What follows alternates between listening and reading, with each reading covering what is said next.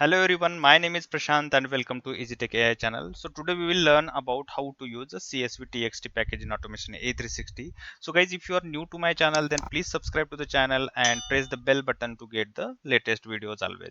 So we will see with the practical.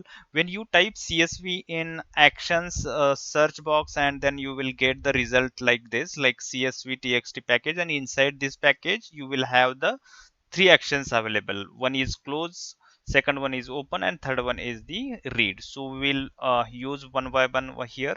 So first is open, then we will read the CSV file.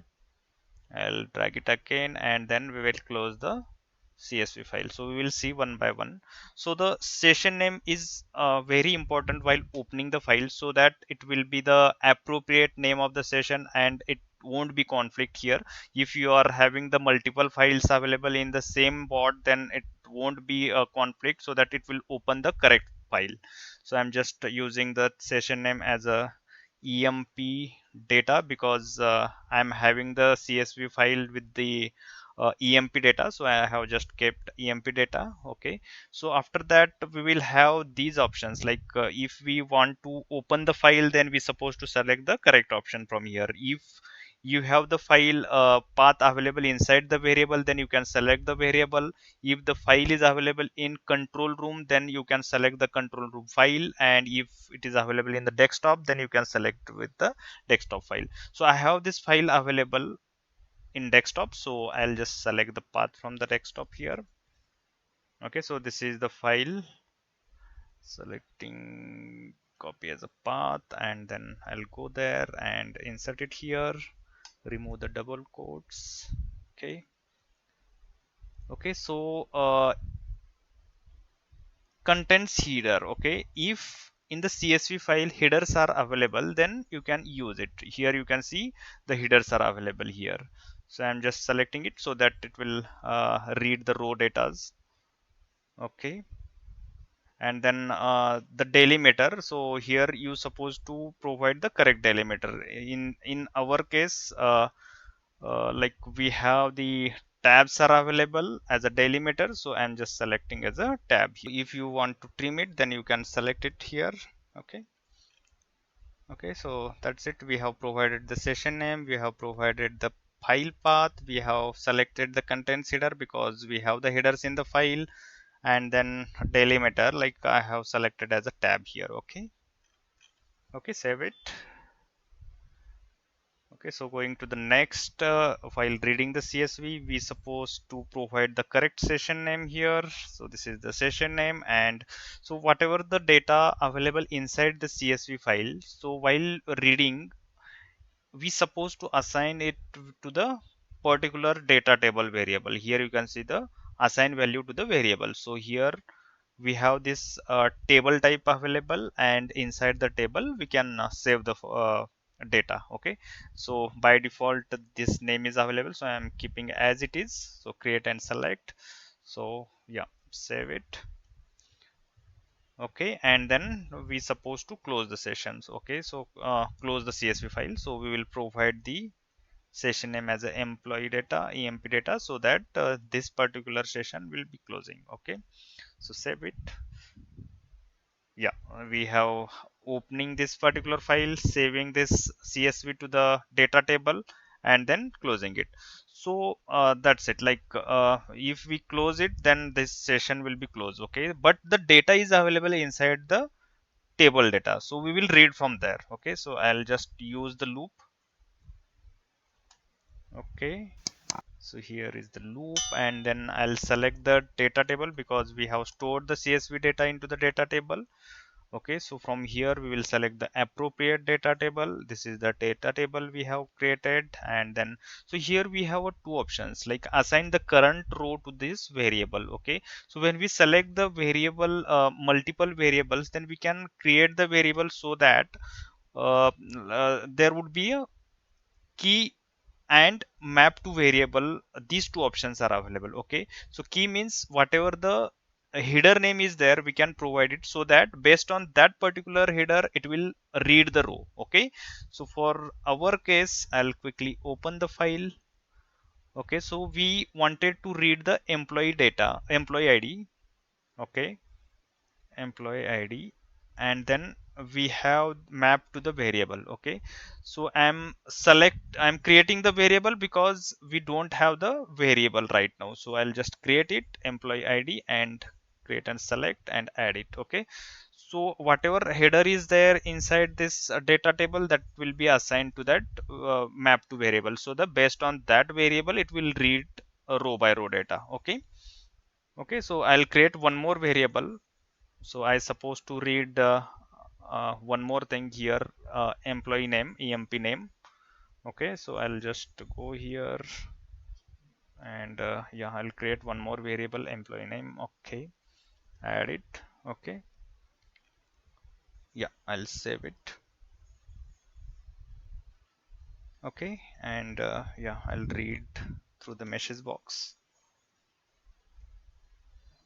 Okay, and here, so whatever variable we have created here, emp id and emp name, so those we will just call it here, so that based on those headers it will read the rows. Okay, F2, select the employee ID, and I'll select one more variable. Sorry, F2, this is the one more header, emp name. Okay, okay, I'll close the file. Okay, and I'll run this.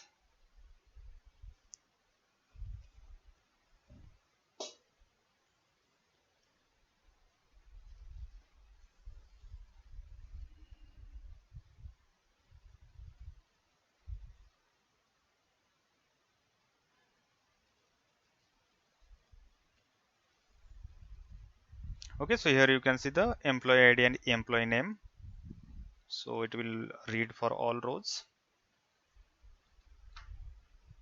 Okay, so this is the one way while reading from the loop here from the data table. Okay, so the another way I'll show you. So for now I'll just disable this, and then I'll use the another loop for reading through the record. Okay, so I'll select the data table again. Okay, select the appropriate table name and then a record. So while selecting the multiple variables, we were creating the variables and mapping to the key. Okay, so whatever the headers we required, those we can just creating here and then mapping it to the variable. Okay, but here we will read the whole row. Okay, and based on your convenient inside the loop you can access it through the index or the name. So I'll show you how we can do this. So here I'll just create a one record type. Okay, so this is the by default name, so I'm keeping same as it is. Okay, save it. Okay, so inside the loop we can just read the particular headers data message box. Okay, so here, yeah, F2.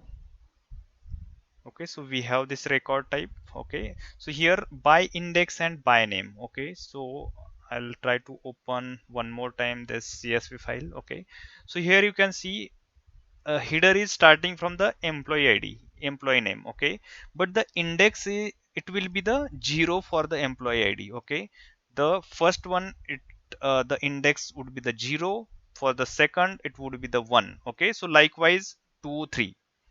Okay, so when we select the 0, that means it will read the data for employee ID, 1 for employee name. Okay, so for now we will just select the name here. So if you want, then you can just check it with the index also, so it will be you can easily read the data through the index. And here is by name, employee names. Okay, employee name. So yeah, first I'll read the employee ID. Again, I'll select F2 and select the table row. Here, the first one, employee ID. Okay, so we supposed to provide the value with very careful, because if any typo error, it will throw an error, because this is the key from that particular table. Okay, so here you can see both we have selected. Okay, save it. Okay, I'll close this file and run it.